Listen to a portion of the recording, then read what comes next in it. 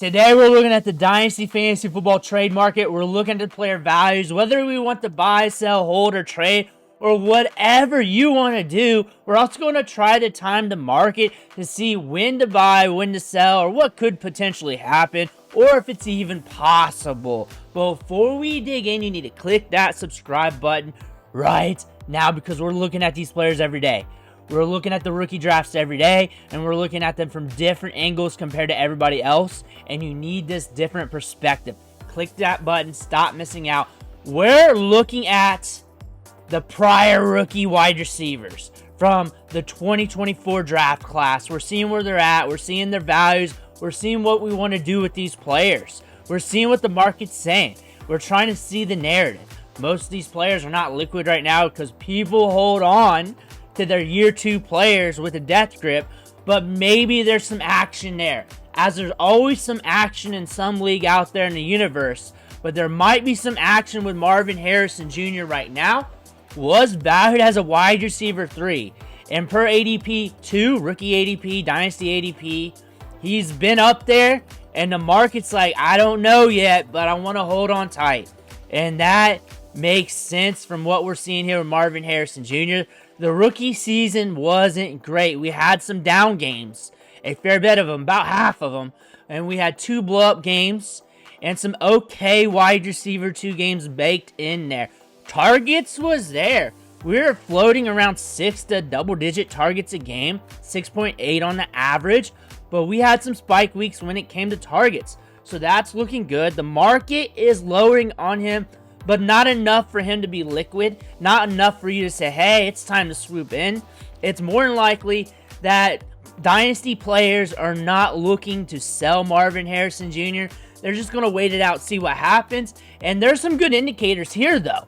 A 22.2% target share as a rookie, an 8 out above 10, 13.5, 16th among wide receivers. The route participation rate's good. We're running over 30 routes per game, 30.9 routes per game. That's all solid. The workload's there. The target quality is not. 68th among wide receivers, 69th in catchable target rate. So the ball's not coming his way. We had some down moments. There have been some down moments on his end as well, not just Kyler Murray. That being said, he's a rookie. He's a rookie, and we're going into year 2. He has a lot of upside in his game, considering a generational talent wide receiver. He did not get that as a rookie, and maybe you don't get that throughout his career, but the numbers are indicating right now, the market's indicating right now, that you shouldn't take a dump on him. He led the team in receiving. They did not have 1,000 yards receiver on this team. 885 yards, 8 touchdowns, a 22% target share. 116 targets is hard to do in the NFL. So the numbers are shaking out that you're probably going to get something from Marvin Harrison Jr. sooner than later, and it could be big-time production. You're going to have to wait on it. You're going to have to be steady, but the market's doing that. The market's playing it correctly, and you're looking at the adjacent players. Ladd McConkey, Drake London, Jackson Smith, and Najigba jumped up stock. We're going to have to look at that again. Garrett Wilson. So he's up there with the big names. He's up there. He's not a guy that's going to be traded on discounts or anything like that. Even though you see the little slope there, it's not happening. The cards are held tight to the chest for a reason. It's a big-time talent coming out of Ohio State. He did get good workload during his rookie season, and his market's not flatlining him at all. Ladd McConkey is jumping up the value. We know this. We saw the play. We saw what he was doing on the back 9 of the season, and he had a lot of wide receiver 2 performances. 3 wide receiver 1 games, 15.1 PPR points per game, getting targets, and we had a ramp up from week 11 to week 18 and was consistent. You held on with this consistency throughout a full season. You're looking at a wide receiver that's probably going to be ranked around top 5-ish range, especially when you have that age to him and you're young in his career, paired with Justin Herbert, and you're looking at that back half of the season versus the first half. You got that 4.3 speed. There's more upside to be had. There's more upside to be had here. We can tap more onto that top end for wide receiver 1 production. I don't see that zapping away. I just don't. We have good quarterback play. Target's got to go somewhere. Quentin Johnston is a downfield guy who gets those contested catches downfield. Those are high acuity targets, harder targets to bring in. Well, Ladd McConkey's getting sweet money. He's getting those sweet money targets. That's what you want. And I think those two wide receivers are going to pair nicely with each other in this offense. You get another dude in the passing game, whether at tight end or a little cheaper at the wide receiver spot. This offense could be cooking soon. And looking at the workload here, 25.8 target share versus a 10.4 ADOT. That's good above double digits and a high-end target share. 17th in the NFL. Over 20% is what we're looking for, and that's looking good. Route participation rates pushing 90%. We're running 28.4 routes per game. Catchable targets, 15th among wide receivers, and the target quality, 17th among wide receivers. So everything's checking out. We're getting good quality targets. We're getting good volume. We're going to be pushed up. We got the speed to get yards after the catch for reception. Everything's pointing to Ladd McConkey being a safe asset. The time to buy, though, was early in the season, prior to the season, in rookie drafts. A very fluid player here, but now everybody's on to him, and he's a guy that's very expensive. But those numbers are saying, hey, this is a safe guy. This is a safe wide receiver, very nuanced route runner if you want to take it to the tape. A guy that can create separation, that has speed to burn as well. This is a player that you can lock into and feel good about. Age is still on her side, even though he was kind of an older rookie, but not really. Not really. And Ladd McConkey's okay. He's okay for you if you're looking to invest, and he's up there with the big-name guys. Pretty much a spot down from Marvin Harrison Jr. He's up there with Marvin Harrison Jr. And I know there was a debate between those two wide receivers, so who would you rather have, Marvin Harrison Jr. or Ladd McConkey? But Rome Odunze enters the chat here, and some people are looking this as a down season with 8.6 PPR points per game. However, the cards are still being held close to the chest here. Wide receiver 17 on the low, wide receiver 24. There are people down on him, but there's a lot of people that's holding on tight, which makes sense when you look at the market. When you're looking at the scoring here, it was volatile. And I think when I look at this and when I look at the Bears situation, you got Caleb Williams, who's developing. You got Rome Odunze in the offense. Keenan Allen, we got to see where he's at in 2025. You could be seeing more targets going his way. You saw a good volume of targets going his way, and it was consistent damn near from week 8 to the end of the season. The back half of the season, the volume started to ramp up. We had injuries in the offense that allowed him to get more opportunity, but still, that's something good to look at during his rookie season, considering we got players developing in this offense. They got to add talent to the offensive line and everything else. I would not be surprised if we get a ramp up in the year 2, but it's volatile, it's up and down, because the Bears were pretty up and down. Caleb Williams is still developing, and he could be better, but a little bit more volatile. A little bit more volatile on the top end, and that could create Rome Odunze to be more volatile on the top end.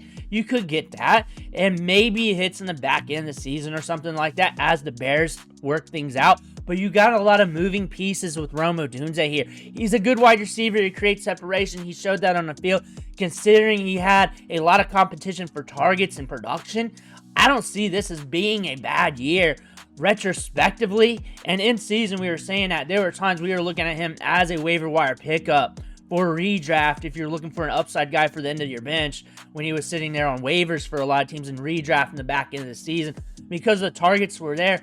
Targets, workload is money, and that's what you're seeing here. We were pushing a 20% target share with this competition. ADOT's above 10. We're in the double digits, but we're heavy in there. 11th among wide receivers at 13.8. Solid route participation. We're pushing 90%. We're running 32.5 routes per game. Target quality, 83rd among wide receivers. 95th among wide receivers in catchable target rates.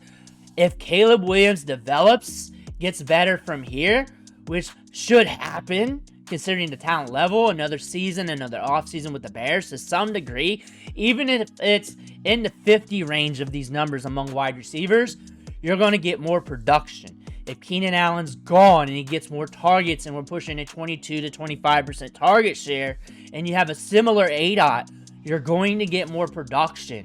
It might be a little bit more volatile considering the target quality, but hey, you're going to see an impact here with Rome Odunze. Wide receiver 17 is a good price point in drafts right now. If you're doing a startup draft, that's a great price point to get in on a young wide receiver. Soon will be 23 years old. We got some gusto to our name. We got some good size, adjusted athleticism. Adjacent wide receivers. There's talent here. But if you're looking at pure upside, that could be a game changer in the next few years, and you're not worried about like the consistent production of the now, like from a Devonta Smith, Jordan Addison, and that's your strategy. Maybe you don't like that strategy, but I'm throwing that out there. Go ahead. Rashee Rice is kind of a buy, but he's being held close to the chest. If you see that, he's not dumping really in value right now because no one's going to give him away because they know what they saw from Rashee Rice in this offense. Rome Odunze is a player to pay attention to, like Xavier Worthy. He's hot right now. He's been hot in the playoffs. Got that big catch in the Super Bowl. People talking him up. Did not shoot up the board. And we'll get into the numbers to why maybe, but Dynasty Gamers allowed him to climb up a bit to wide receiver 21. But I think he should have been ranked higher to begin with. First round wide receiver. Good numbers out of the combine. Good numbers coming out of high school. Can break off routes. Has a good highlight tape to him coming out of college. Xavier Worthy, a good production profile coming out of Texas. Everything was really there. I think we got bit by too many wide receivers from the Chiefs, but everything was there. He was a better quality prospect compared to a Sky Moore. This is definitely not Sky Moore. We saw that this season, and we had 2 wide receiver 1 weeks. 3 wide receiver 2 weeks, plus what we did in the playoffs. It's all looking good. A 17.9% target share and a 7.9 ADOT. But what makes him different is that 4.2 speed, yards after the catch, 6th among wide receivers when you're 29th among wide receivers when it comes to targets. Route participation rate, 77.2%. 28 routes ran per game. So we're not out there 90%, but we're running 28 routes per game. This wide receiver core runs a lot of routes. So we're up there with wide receivers who are running almost 90% of the routes on some of these teams. Target quality is okay at 54%. It's average, not the greatest, but catchable target rate, 29th. Part of that target quality is just deep shots downfield because you're taking advantage of that 4.2 speed. However, those yards after the catch is what you're looking at. And when you go back to here and you're looking at the volatility, that makes sense. And you're probably going to see volatility from him throughout his career with huge, massive spike weeks. But I think the floor is going to get better, and I think it's going to be consistent. But there's potential probably in some spurts where you're going to catch some volatility. And when you start seeing that volatility, that's when you come in and make the trade offer. This is a first-round wide receiver with a Hall of Fame quarterback, 4.2 speed. That is something to look at, something to pay attention to. Again, almost an 18% target share, rookie season, but we had injuries in the offense at the wide receiver spot. However, that is also a good indicator for a rookie wide receiver. A lot of upside going forward, and the price ain't too crazy, but I don't think he's liquid, but you can also catch him probably having to pay more than that in startup drafts because keep, trade, cut isn't real life, but it's a gauge, so you got to use common sense. You're probably going to pay a little bit more than that in startup drafts as of right now. Adjacent players. I like him more than some of the players here, considering the quarterback there, considering the age. We're going into year 2. We're starting to get consistent. We're starting to get some production. We're a hot name right now, so we're got some liquidity on the top end, meaning that you got some value right now. So if you got to make a move in the offseason, something happens on the back end, you got to patch that up, or you're not feeling it anymore once you get into training camp, or they bring in somebody, or whatever. That's up to you and how you want to do it and how you feel. I'm just throwing stuff out there so you can help you make your move. You got that. You got value is what I'm saying to make some moves, do whatever you need to do. That's what I like. I think Zay Flowers is a wide receiver we're going to have to look at next week. But I think we're going to be looking at running backs next week. I don't know. Let me know what you want to look at. But we're looking at Jalen McMillan here. Jalen McMillan. Chris Godwin's a free agent, right? Is he going to be back? Is he going to be not? He was hot at the back end of the season. We are predicting that, though. We are predicting he was going to have that big game. A couple of them maybe in the season because we looked at that schedule. That was a very advantageous schedule from the Raiders to the Saints. All of it was advantageous. Cowboys, Carolina, the Chargers one was an iffy one. But again, we were not surprised when this happened, because he was running a lot of routes, getting a lot of opportunity. And when a player finishes strong, especially a young player, you'll definitely see that chart rise. You will see trends with these charts when you look at the production, the age, and everything else, and you need to know that so you can strike as soon as possible so you don't have to look at the chart. You know what's going on. Jalen McMillan's on the rise. Whether you like it or not, the value's there one way or another. It may not be in your league. It may not be completely all the way in ADP. People are interested in Jalen McMillan, a 13.8% target share, and 8 out of 12.4. The target share is hard to look at because remember, you look back at these games, we're playing, but we're sharing the workload. We're ramping up from injuries. That's impacted here. However, you look at some of the games when we were hot. 7, 6, 7, 5, 6, we were getting volume. 8, 7, weeks 7 and 8, we're getting volume. We can get volume in this offense. You're like, well, what about Chris Godwin? We're kind of asserted a little bit. And if you go back to what we were talking about in training camp, he has a good rapport of Baker Mayfield. We're running almost 30 routes per game, 83.3% route participation rate. That route participation rate was fairly high with Chris Godwin during the start of the season before he got hurt and before Chris Godwin got hurt. Catchable target rate's good. The quality of targets are good coming his way. Everything's checking out. Jalen McMillan is a wide receiver that could be on the rise. That is also being valued as like a wide receiver 3, but many teams are going to draft him in this range as like a wide receiver 2 because you're also drafting running backs and other positions up to this spot.